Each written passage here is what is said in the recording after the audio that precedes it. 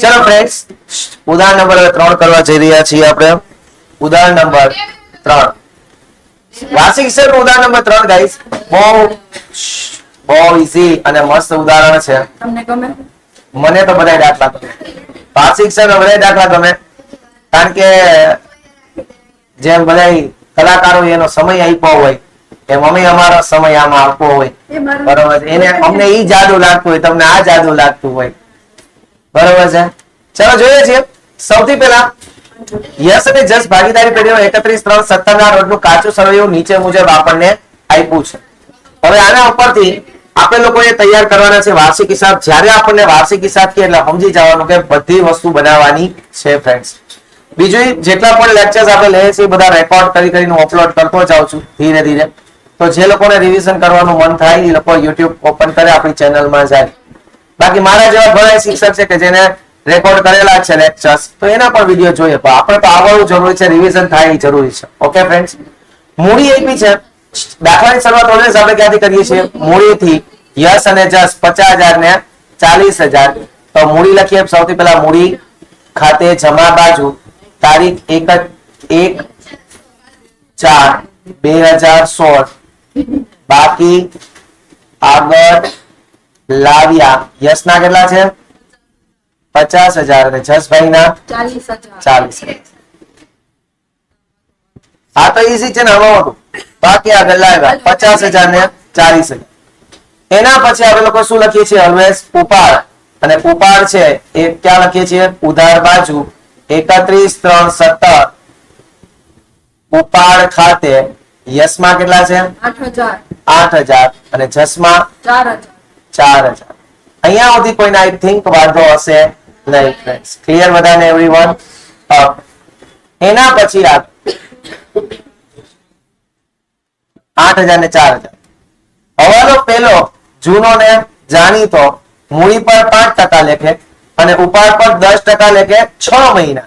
તો પેલા અહીંયા છે કે ભાઈ મૂડી પર 5% લેખે, તો પેલા મૂડી પર 5% લેખે વ્યાજ ગણી લઈએ અને પછી ઉપાડ ઉપર કેટલા ટકા લેખે ગણશું? 10%.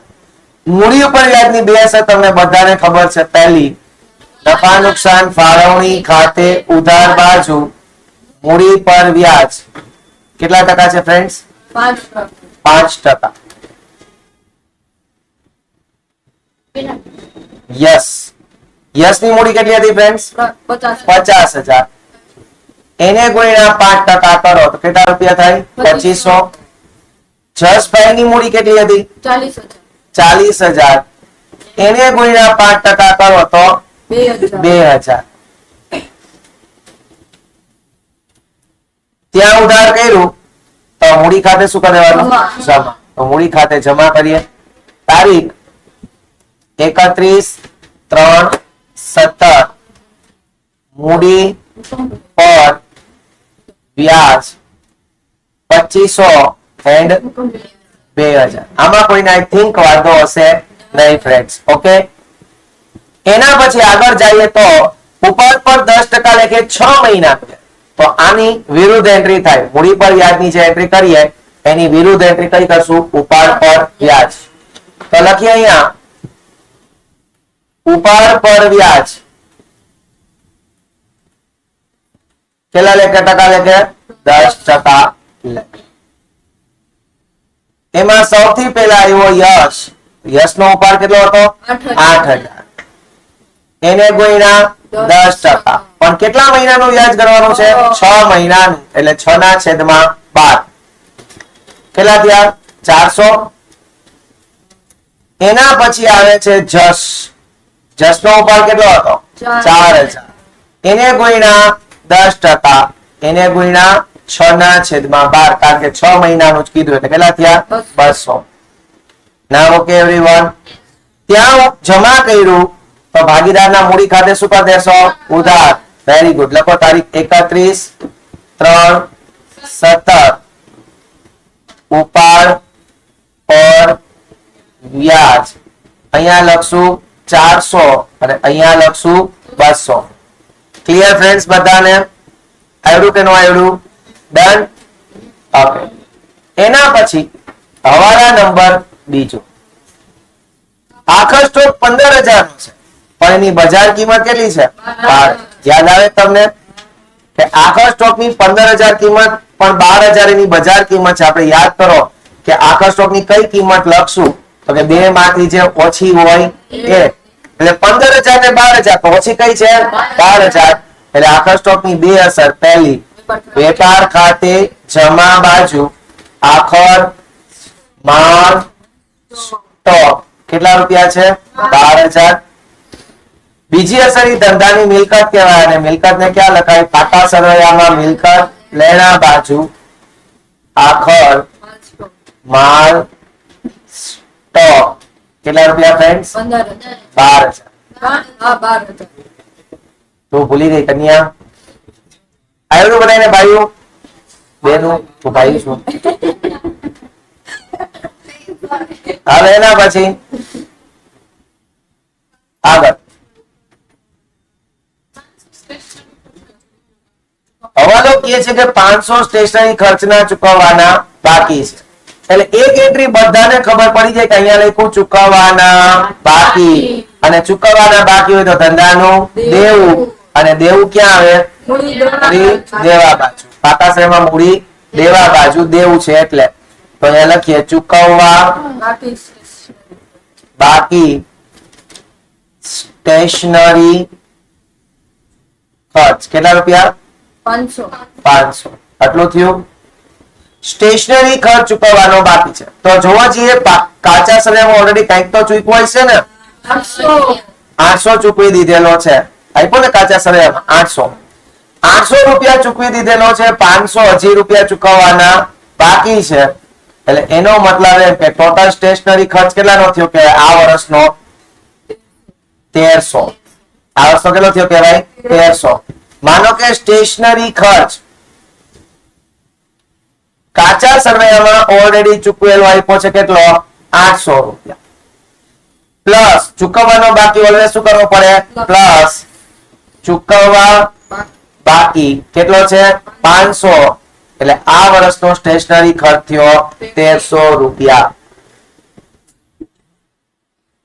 આ વર્ષનો ટોટલ સ્ટેશનરી ખર્ચ કેટલો થયો ફ્રેન્ડ્સ? 1300 રૂપિયા. ક્લિયર બધાને એવરીવન? ઈઝી હતો હવાલો? આજ અવાજ હવાલા આ જોઈ લે. અવાજ હવાલા બધા જ સમમાં બધા જ દાખલામાં છે, સિવાય કે હું તમને ટીક કરાવતો જાઉં છું જે અલગ આવે છે તે. એના મજૂરીના 400 રૂપિયા અગાઉથી ચૂકવેલા છે. અહીંયા એક લાઈન જોઈન કરી છે અગાઉથી ચૂકવેલા. તમે કોઈ રૂપિયા અગાઉથી ચૂકવો તો એ તમારા ધંધાનું શું બને? લેણું. અને લેણું ક્યાં હોય? પાકા સરવૈયામાં મિલકત લેણા બાજુ લખો અગાઉથી ચૂકવેલ મજૂરી કેટલા રૂપિયા? 400. મજૂરીના અગાઉથી ચૂકવાય એનો મતલબ એમ કે ઈ ખર્ચ આ વર્ષનો છે નહીં, ઈ ક્યારનો છે? આવતા વર્ષનો. પણ આ વર્ષે ચૂકવી દીધો છે એટલે આ વર્ષે જે ખર્ચ ચૂક્યો એમાંથી આને શું કરી દેવું પડશે? માઇનસ. મજૂરી ખરીદીને લગતો ખર્ચ છે અને ખરીદીને લગતો ખર્ચ ક્યાં આવે? વેપાર ખાતે ઉધાર બાજુ. અંદરની કોલમમાં થોડી જગ્યા છોડીને લખશું મજૂરી ઓલરેડી કેટલાની આપી છે જોવો છીએ કાચા સમયમાં? 2000. કાચા સરવૈયામાં આપી છે 2000. અગાઉથી ચૂકવેલો એને શું કરી દેવાય? માઇનસ અગાઉથી ચૂકવેલ મજૂરી કેટલા રૂપિયા છે? 400. એટલે હવે આ વર્ષની મજૂરી કેટલી થઈ જાય? 1600. આ વર્ષની મજૂરી કેટલી થઈ ગઈ? 1600. ક્લિયર છે બધાને એવરીવન? એના પછી રૂપિયા 200 ભાડું અગાઉથી મળેલ છે. અગાઉથી મળ્યું. કોઈ આવક તમને અગાઉથી મળે તો તમારા ધંધાનું શું બને? દેવું. એટલે પહેલી અસર અગાઉથી મળી, આવક અગાઉથી મળી. તો આવક અગાઉથી મળે તો તમારા ધંધાનું શું થશે?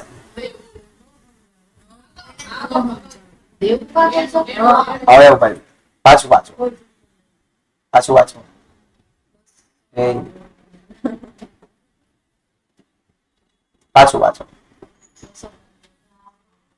રૂપિયા 200 ભાડું અગાઉથી મળેલ છે.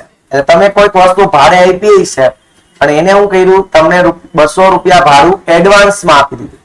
અગાઉથી 1 મહિનો મતલબ કે ગયા આવતા મહિનાનું ભાડું છે અથવા આવતા વર્ષનું ભાડું છે એને તમને અત્યારે આપી દીધું, તો અત્યારે તમારા માટે શું થઈ જાય? દેવું થાય. કારણ કે આવતા વર્ષે કાં તો તમારે એને દુકાન ભાડે દેવી પડશે, અને જો દુકાન ભાડે ન દો તો 200 રૂપિયા તમારે શું કરી દેવા પડશે? પાછા આપી દેવા પડશે. તો એ ધંધાનું શું થઈ જાય? દેવું. અને દેવું ક્યાં લખાય? મૂડી દેવા બાજુ. તો લખો પાકા સરવૈયામાં મૂડી દેવા બાજુ અગાઉથી ચૂકવેલ ભાડું, અગાઉથી મળેલ ભાડું 200 રૂપિયા. આટલું થયું. એનો મતલબ એમ કે તમને જે ભાડું મળી ગયું છે એમાં 200 રૂપિયા સમાઈ ગયા છે. ઓકે, તો તમને જો જે ભાડું કેટલું મળ્યું છે દેખાય 600 રૂપિયા, એમાં 200 રૂપિયા આવી ગયા ને આવતા વર્ષના, તો ખરેખર આ વર્ષના કેટલા થાય? 400. ટોટલ 600 મળ્યા, એમાંથી 200 તો આવતા વર્ષના છે. આ વર્ષનું ભાડું કેટલું? 400. આવકની એક જ અસર હોય, નફા નુકસાન ખાતે જમા બાજુ મળેલ ભાડું ટોટલ કેટલા રૂપિયા? 600 માઇનસ અગાઉથી મળેલ કેટલા રૂપિયા? 200. એટલે આ વર્ષના ભાડાની આવક થશે 400. ક્લિયર? એના પછીનો જે એક સેન્ટેન્સ છે એ હવાલા ભેગું જ, કે જ્યારે 40 વટાવ મળવાનો બાકી છે. અહીંયા શબ્દ વાપરો, મળવાનો બાકી. મળવાનો બાકી એટલે પેલા ધંધાનું શું થાય? લેણું. લેણું લખાય મિલકત લેણા બાજુ. લખો પાકા સરવૈયામાં મિલકત લેણા બાજુ મળવા બાકી વટાવ કેટલા રૂપિયા ફ્રેન્ડ્સ? 40. મળવાનો બાકી એનો મતલબ એવો થયો કે કંઈક મળી ગયું છે અને હજી 40 રૂપિયા મળવાનો બાકી છે. ટોટલ આપણને જો વટાવ કેટલો મળ્યો છે? 400 મળ્યો છે અને હજી 40 રૂપિયા મળવાનો બાકી. એટલે આ વર્ષનો વટાવની કેટલી આવક થાય? 440. મળવાનું એટલે આવક, અને આવકનું એક જ ઠેકાણું નફા નુકસાન ખાતાની જમા બાજુ. એમાં લખશું મળેલ વટાવ, અંદરની કોલમમાં 400 પ્લસ મળવા બાકી 40, એટલે 12 કેટલા આવ્યા? 440 રૂપિયા. આમાં કોઈને કઈ વાંધો? ઈઝી હતું ફ્રેન્ડ્સ? R sure? ડન. એના પછીનો અહેવાલ, ગ્રાહકોમાંથી 1000 માંડીવાળો ખાલખાત માંડીવાળો અને 5% ખાલખાત અનામત અને 2% વટાવ અનામત. તો હવે તમને સમજાઈ ગયું કે અહીંયા બે ફોર્મેટ નફા નુકસાન ખાતે બનાવશું, એક ખાલખાતનું અને એક વટાવનું. સૌથી પહેલા ગ્રાહકોમાંથી 1000 માંડીવાળો. ગ્રાહકો એટલે આપણા ધંધાના કોણ કહેવાય? દેવાદાર. ગ્રાહકોને આપણે શું કહીએ છીએ અકાઉન્ટની ભાષામાં? દેવાદારો. તો દેવાદારો ફ્રેન્ડ્સ 29000 ના છે. દેવાદારો આપણા ધંધાનું લેણું કહેવાય, અને લેણું ક્યાં લખાય? પાકા સરવૈયામાં મિલકત લેણા. લખીએ. સૌથી પહેલા લખીએ દેવાદારો કૌંસમાં ગ્રાહક 29000 માઇનસ ખાલખાત ક્યાંની હોય? ઓલવેઝ હવાલાત. કેટલા રૂપિયા ફ્રેન્ડ્સ? 1000. એટલે બચે કેટલા? માઇનસ ખાલખાત અનામત, ઈ પણ ક્યાંની ફ્રેન્ડ્સ? હવાલાત. કેટલા ટકા છે? 5%. એટલે કેટલા થયા? 1400. એટલે બચ્યા કેટલા? 26600. એના પછી માઇનસ કરશું દેવાદાર વટાવ અનામત.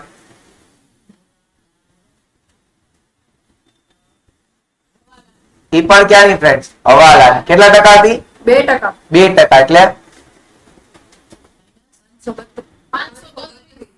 માઇનસ 532. એટલે 12 કાઢો. 26 0 68. આવડું કે નો આવ્યું? હા બેન. અમને કોઈ સંગીત શીખવાડે કે નો શીખવાડે? અમે તો એકાઉન્ટ શીખવાડીએ.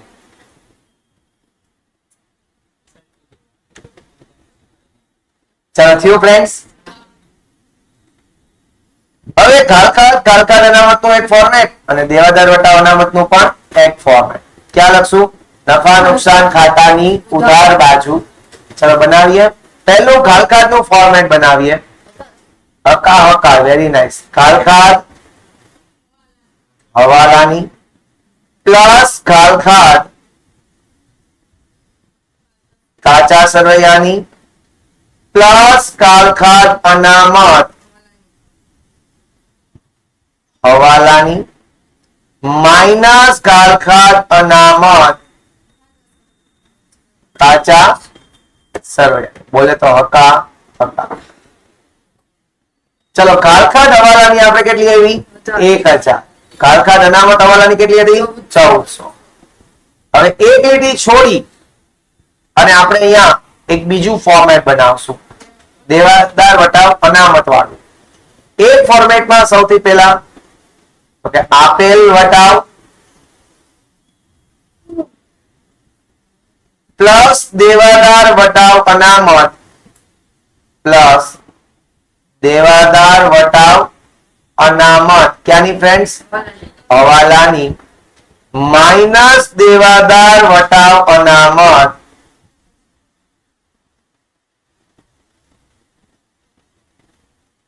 કાચા સરવૈયા. ક્લિયર છે બધાને ફ્રેન્ડ્સ? તો અહીંયા દેવાદાર વટાવ અનામત હવાલાની આપણે ગોતી હતી કેટલી? 532 રૂપિયા. ક્લિયર બધાને એવરીવન? મજા આવે છે ને ભણવાની? આઈ શ્યોર? ઈઝી હતો હવાલો? એના પછી આ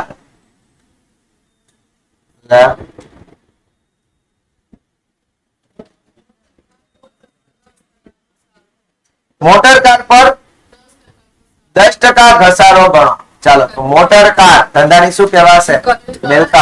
ક્યાં લખશો? મિલકત લેણા બાજુ. લખો પાકા શ્રેણીમાં મિલકત લેણા બાજુ મોટર કાર કેટલા રૂપિયા છે? 52,000. ઘસારાને આપણે શું કરી દઈશું? માઇનસ ઘસારો કેટલા ટકા છે? 10%. એટલે કેટલા રૂપિયા થયા? 5200. એટલે 12 કેટલા આવ્યા? 46,800 રૂપિયા. ઘસારાની બીજી અસર બધાને આવે છે. ક્યાં? નફા નુકસાન ખાતાની ઉધાર બાજુ. લખો નફા નુકસાન ખાતાની ઉધાર બાજુ. મોટર કાર પર ઘસારો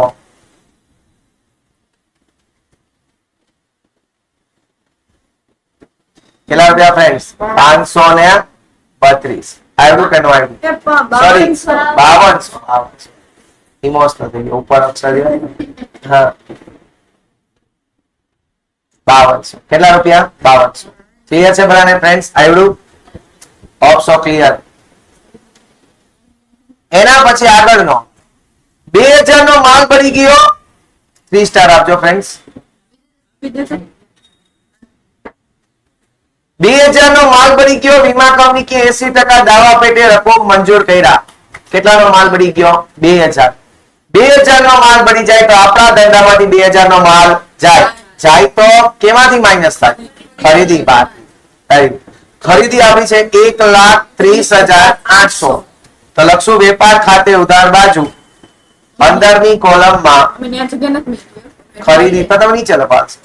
ખરીદી 1,30,800 માઇનસ આગમાં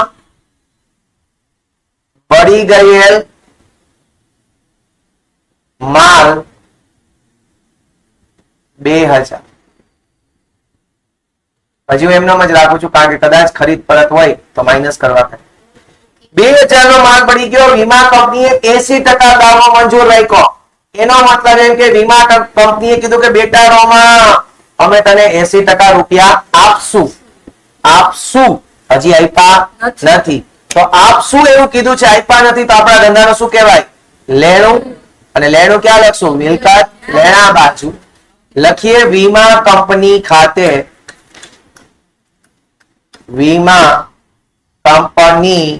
ખાતે કેટલા રૂપિયા ગાઈસ?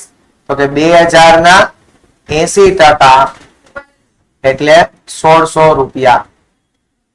વીમા કંપની ખાતે 2000 ના 80% એટલે કેટલા રૂપિયા થયા? 1600.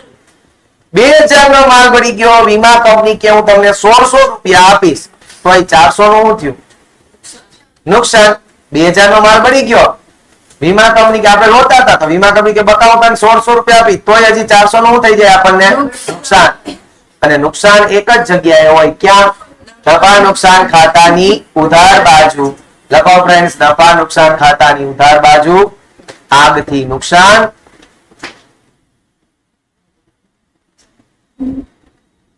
કેટલા રૂપિયા છે? 400. આવડું બધાને ફ્રેન્ડ્સ? 2000 માઇનસ 1600 આવડું કે ન આવડું? ઈઝી હતું? કન્ફર્મ? ડન? એના પછી આગળનો હવાલો. જસને તેનું કમિશન બાદ કર્યા પછી વધતા નફા પર 10% કમિશન. કાલે જ વાત થઈ ગઈ હતી ગોવિંદ ગોપાલભાઈ. ક્યારે થશે? છેલ્લે. પણ અત્યારે એ લખી અહીંયા લેવાય જેથી કરીને આપણે ભૂલી જઈએ ના. અહીંયા લખશું કમિશન અને નામ શું આપશું? જસ. અહીંયા આપણે જગ્યા રાખશું 10% કમિશન બાદ કર્યા પછી એટલે 10 ના છેદમાં 110. હવે તો યાદ આવી ગયું ને બેન? પહેલા ચેપ્ટર હા હવે એમ જ કે પાછું હવે એમ કે આબી ના ખસે મને આવડતા જ નથી પડી. ક્યાંથી તું બેન આવતી નથી ક્યાંથી આવડશે ને કે? હાલો થઈ ગયું? કન્ફર્મ્સ? ડન્સ? ઓકે. બાકી હવે કાચું સમય આપણે લખશું ફ્રેન્ડ્સ. ચલો સૌથી પહેલા શરૂઆતનો સ્ટોક કેટલા રૂપિયા છે? 24000. વેપાર ખાતે ઉધાર બાજુ લખો. શરૂઆતનો સ્ટોક વેપાર ખાતે ઉધાર બાજુ. શરૂઆતનો સ્ટોક તમે નીચે લખી નાખો. શરૂઆતનો સ્ટોક કેટલા રૂપિયા છે? 24000. નહીં ખરીદ પરત હોય તો એટલે ગ્રાહકો થઈ ગયું, ખરીદી લખાઈ ગઈ, મજૂરી થઈ ગયું. લેણી ઊંડી. લેણી ઊંડી ધંધાનું લેણું. લેણું ક્યાં આવે? લેણા બાજુ. લખો ફ્રેન્ડ્સ લેણી ઊંડી કેટલા રૂપિયા? 6000.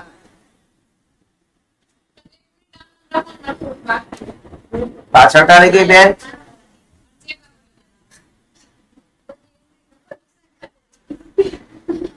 કાઈ વાંધો એમાં લખી લઉં. એક હવાલો છે. કેટલા ટકાના રોકાણો છે? 6% રોકાણો. રોકાણો આપણા ધંધાની શું કહેવાશે? મિલકત. મિલકત ક્યાં હોય? મિલકત લેણાદાર. 6% રોકાણો કેટલા રૂપિયા છે?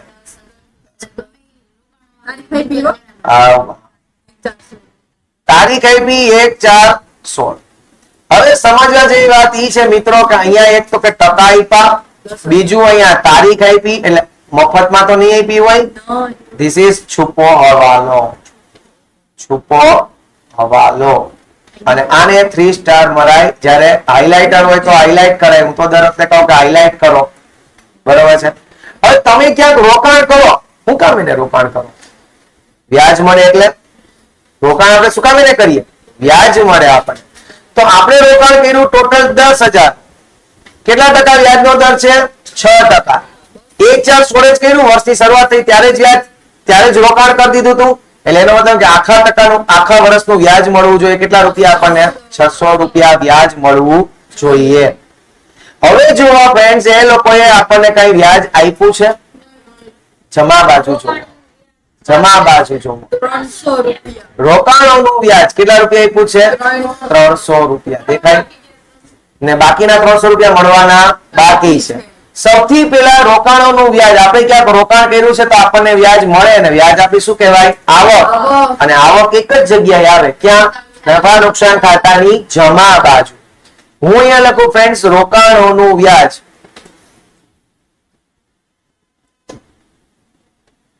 નીચે લખું મળેલ 300 રૂપિયા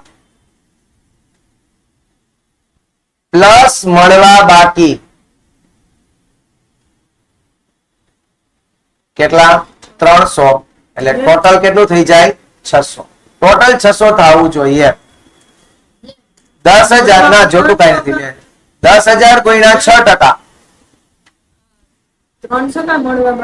300 ઓલરેડી મળી ગયા છે જો કાચા સર્વે. ટોટલ 600 રૂપિયા વ્યાજની આવક ખાવી જોઈએ આ વર્ષે. એમાં 300 મળી ગયા છે તો 300 રૂપિયા મળવાના બાકી છે. થયું? 300 રૂપિયા જે મળવાના બાકી હોય આની આપણે બીજી અસર દેવી પડે.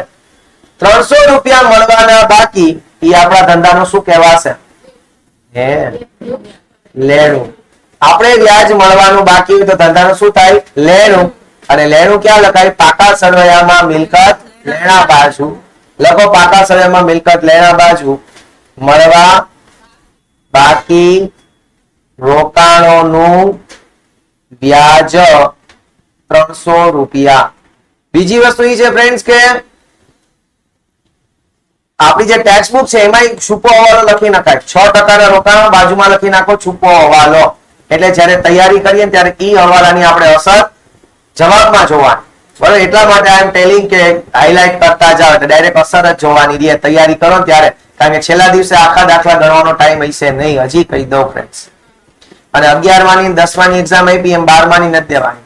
It is something more difficult exam. બરોબર છે? પગાર. પગાર ધંધાનો શું કહેવાય? ખર્ચ. અને ખર્ચનું એક જ હમણાં ઠેકાણો આવશે. નફા નુકસાન ખાતે ઉધાર બાજુ પગાર કેટલા રૂપિયા? 12,000. એના પછી છે રોકડ સિલક. તો રોકડ સિલક ધંધાની મિલકત. મિલકત ને ક્યાં લખશો? મિલકત લેણા બાજુ લખો રોકડ સિલક. કેટલા રૂપિયા છે? 3500. એના પછી આપેલ વટાવ. આપણે ફોર્મેટ હતું યાદ આવતું હોય તો હપ્તા હપ્તાની નીચે ફોર્મેટ બનાવ્યું તો આપેલ વટાવ કેટલા રૂપિયા છે? 1400. થયો બધાને ફ્રેન્ડ્સ? આપેલ વટાવ 1400. હાલો પછી માલ પરત કઈ બાજુમાં આપ્યું છે? માલ પરત કઈ બાજુમાં આપ્યું છે? ઉધાર બાજુમાં આપ્યું છે. એટલે આ કયું પરત કહેવાય? વેચાણ પરત. કારણ કે વેચાણ જમા હોય તો વેચાણ પરત શું હોય? હંમેશા ઉધાર. લખી લેવાય ટેક્સ્ટ બુકમાં. આમાં શરમાવાનું નહીં. ન યાદ રહે તો કે ઉધાર બાજુમાં આપ્યું છે એટલે માલ પરત એટલે વેચાણ જમા હોય તો વેચાણ પરત શું થઈ જાય? ઉધાર થઈ જાય. તો વેચાણ પરત વેપાર ખાતે જમા બાજુ વેચાણમાંથી માઇનસ. તો અહીંયા હું લખું ફ્રેન્ડ્સ વેચાણ માઇનસ વેચાણ પરત. વેચાણ પરત પેલા લખી નાખું 2400. વેચાણ ગોતવા જાતો નથી. જ્યારે આવશે ત્યારે જોવાય છે. ક્લિયર બધાને ફ્રેન્ડ્સ? એના પછી છે ઘાલખાત 400 રૂપિયા. ઘાલખાત નું ફોર્મેટ આપણે બનાવેલું છે ઓલરેડી. ઘાલખાત કાચા સરવૈયાની કેટલી? 400. એના પછી આગળ ઓફિસ ખર્ચ. ઓફિસ ખર્ચ ધંધાનો ખર્ચ. અને ખર્ચને ક્યાં લખાય? નફા નુકસાન ખાતે ઉધાર બાજુ ઓફિસ ખર્ચ કેટલા રૂપિયા? 2300. ભૂલ ખવડાવી હે આપણે. 2300 રૂપિયા બે. એના પછી આગળ મોટર કાર આવી ગઈ. મકાન. મકાન ધંધાની મિલકત એટલે ક્યાં લખશું? મિલકત લેણા બાજુ મકાન કેટલા રૂપિયા? 60,200. 60,000 ને 200. એના પછી અગાઉથી ચૂકવેલ ઓફિસ ખર્ચા. ઓફિસ ખર્ચ તમે અગાઉથી ચૂકવો તો તમારા ધંધાનું લેણું. અને લેણું ક્યાં આવે? મિલકત લેણા બાજુ અગાઉથી ચૂકવેલ ઓફિસ ખર્ચા કેટલા રૂપિયા? 1200. 1200. બધું સમજાવું ફ્રેન્ડ્સ કે નહીં? ક્લિયર? હવે આપણે જમા બાજુ જોઈએ તો જમા બાજુ સૌથી પહેલા શું હોય? વેપારી. વેપારીઓ એટલે કે આપણા લેણદારો. ઓલરેડી વાત થઈ ગઈ છે. વેપારીઓ એટલે કે લેણદારો. અને લેણદારો આવે ક્યાં? મૂડી દેવા બાજુ કેટલા રૂપિયા? 16,000 ને 400. વેચાણ. વેચાણ ક્યાં લખશું? વેપાર ખાતે જમા બાજુ વેચાણ કેટલા રૂપિયા? 2,04,000. 2,04,000. બાર કાઢો. 2,01,600. 2,01,600. વેચાણ વેપાર ખાતે જમા બાજુ 2,04,000, એમાંથી 2400 માઇનસ કરો એટલે 2,01,006. એના પછી દેવી હુંડી, તો દેવી હુંડી છે એ ધંધાનું દેવું, ત્યાં લખશું મૂડી દેવા બાજુ દેવી હુંડી કેટલા રૂપિયા? 8,000. રોકાણોનું વ્યાજ આવી ગયું. પછી બેંક ઓવરડ્રાફ્ટ, ઈ પણ ધંધાનું દેવું, મૂડી દેવા બાજુ બેંક ઓવરડ્રાફ્ટ કેટલા રૂપિયા? 24,260. 24,260. ક્લિયર છે? એના પછી માલ પરત. માલ પરત કઈ બાજુ આવ્યું? જમા બાજુ. તો ત્યાં લખી નખાય શરમાયા વગર કે જે જમા બાજુ માલ પરત આવે છે એ છે ખરીદ પરત. કારણ કે ખરીદી ઉધાર હોય તો ખરીદ પરત જમા. ખરીદ પરત કેટલા રૂપિયા છે? 2800. તો ખરીદી માંથી એને શું કરી દેશું? માઇનસ ખરીદ પરત 2800. હું જયારે કરતો ત્યાં કેતો જગ્યા રાખી દેજો. 1,26,000. પછી હાલો બાર કાઢ. 1,26,000. 1,26,000 ટોટલ બાર કાઢ નાખો. પછા છે હજી એક રેવાનું. મારે તો જગ્યા મળો.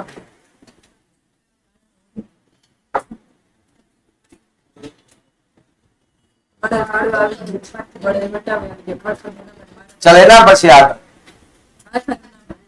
શું છે? એના પછી આગળ ઘાલખાત અનામત. તો ઘાલખાત અનામતથી ક્યાં લખશું? હકાના ફોર્મેટમાં છેલ્લે માઇનસ કરશું. કેટલા રૂપિયા છે? 2,000. માઇનસ 2,000. તો ટોટલ 12 કાઢ નાખો. નફા નુકસાન ખાતું ઉધાર બાજુ હે 800. ઉપાડથી ગયેલ માલ. એના પછી ઉપાડથી ગયેલ માલ. તો કોઈ પણ રીતના ધંધામાંથી માલ જાય ક્યાંથી માઇનસ થાય? ખરીદીમાંથી. ઉપાડથી ગયેલ માલ કેટલા રૂપિયા? 740. 740. બાર કેટલા આવશે?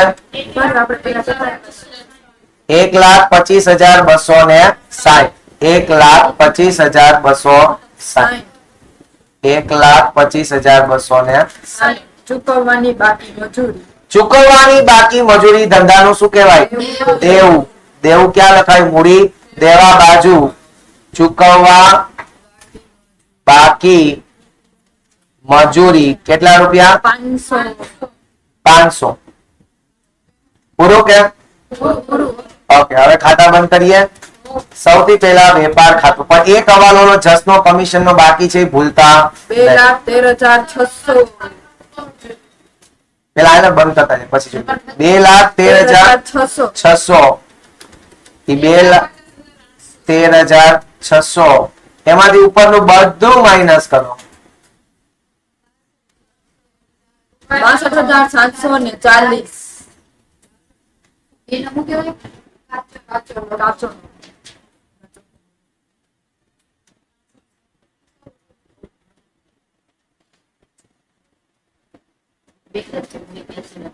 ચાલો આને આપણે શું કહેશું ફ્રેન્ડ્સ? કાચો નફો કેટલા રૂપિયા છે? 62,740. ક્લિયર? અહીંયા ઉધાર થયો તો નફા નુકસાન ખાતે શું કરશું ફ્રેન્ડ્સ? જમા. કાચો નફો કેટલા રૂપિયા? 62,740 રૂપિયા. ક્લિયર છે બધાને? અને હવે જમા બાજુનો ટોટલ કરો. 64,180. અહીંયા લખું 64,180. બોલો ટોટલ બાર કાઢ લેજો. વટાવના મટવાળો વટાવના મટો ટોટલ બાર કાઢ્યો 1932. 1400 પ્લસ 5 આપેલ વટાવળ ટોટલ બાર કાઢ્યો 1932. એટલે આપણને અહીંયા મળશે ચોખ્ખો નફો કેટલા રૂપિયા ફ્રેન્ડ્સ? 40,248. રૂપિયા. ક્લિયર છે બધાને? શ્યોર? ચોખ્ખો નફો જે છે એ અહીંયા ઉધાર, તો નફા નુકસાન ફાળવણીમાં જમા બાજુ ચોખ્ખો નફો 40,248. 40,848. એટલે હવે અહીંયા ટોટલ કરીએ 40,848. અહીંયા 40,848. ચાલો એમાંથી આ બધું માઇનસ 36,348. કેટલા બીજા 36,348. તો 36,348 પર ઓલું કમિશન ગણવાનું છે. 36,348 ગુણ્યા 10/110 ભલે આવતો 36. એટલે 33,004 33,004 નથી તો એમ ફ્રેક્શન નો મેળાવે ને સ્ટેટિસ્ટિક્સ માં મેળાવે. આમાં કેમ કરો? હવે આ કમિશન ને અહીંયા ઉધાર કર્યું પણ હજી એને જમા કરવું તો પડશે ને. અહીંયા ઉધાર તો ભાગીદારના મૂડી ખાતે જમા બાજુ તારીખ 31/3/17 કમિશન કોને દેવાનું હતું? જસ ને 3304 જસમાં લખજો. લખ્યું. હવે બાકીનો માઇનસ કરીએ એટલે કે 36,348 માંથી આ બધું માઇનસ કર 3304 માઇનસ કરી દો એટલે આપણને શું મળી જાય? વહેંચણી પાત્ર નફો. 33,044 આ કાઈ ને એમાં જોતું નથી પણ અહીંયા 36,348 માંથી આને ડાયરેક્ટ માઇનસ કરી દે એટલે લાંબી લપ નો કરવા છે. અને ત્યાર પછી 40,848 વળી પાછા ત્રણેય માઇનસ કરવા છે. 16,522. એટલે કોણ છે પેલા તો? યશ અને જસ. નફા નુકસાનનું પ્રમાણ એક જેમ એક કાઈ નથી આપ્યું એટલે 1/1. કેટલા થયા? 16,522. 16,522 નફા નુકસાન પ્રમાણ નથી આપ્યું એટલે આપણે કેવું લઈએ છીએ? સરખું 16,522 16,522.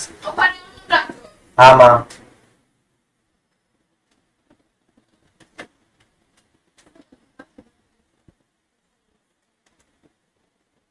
પૂરી બિચારી માંદી જ હોય ગમે ત્યારે. ખાતી જાને બેન, ખાતી જાને બેન. હવે થઈ ગયું. અહીંયા ઉધાર કર્યા તો મૂડી ખાતે શું કરી દઈશું ગાઈસ? જમા તારીખ 31/3/17 વહેંચણી પાત્ર નફો કેટલો? 16,522 16,522. ક્લિયર છે? 69,022. યસ નો ટોટલ 69,022 69,022 અને એનો તફાવત આવે છે કેટલો? 60,622. અહીંયા આપણે લોકો લખશું નહીં કઈ નથી જોતું બાપા. 31/3/17 બાકી આગળ નતા તો જવાબ પેલી કરતા જજો કે લાગે બાગે લોહી ની થાય ને આપણી પર નામ નહીં. સરવાળા તમે કરો છો. હાલો અહીંયા 61,826. 57,626. એ ઈ તો તું ઓલું બોલ. 61,826 826. 61,826 17 57,626. 57,626 આવ્યું બધાને? મૂડી છે એ ઓલવેઝ ક્યાં લખાય? મૂડી દેવા બાજુ લખો. મૂડી દેવા બાજુ મૂડી યશ જસ. યશ ની કેટલી હતી? 60,622. 622 અને જસ ઓલાની 57,626. 57,626. ઉદાર જવાબમાં જોતા જજો. ભાઈ લાગે બાગે લોહી ની ધાર હજી કહો. હાલો બંને બાજુ ટોટલ કરો.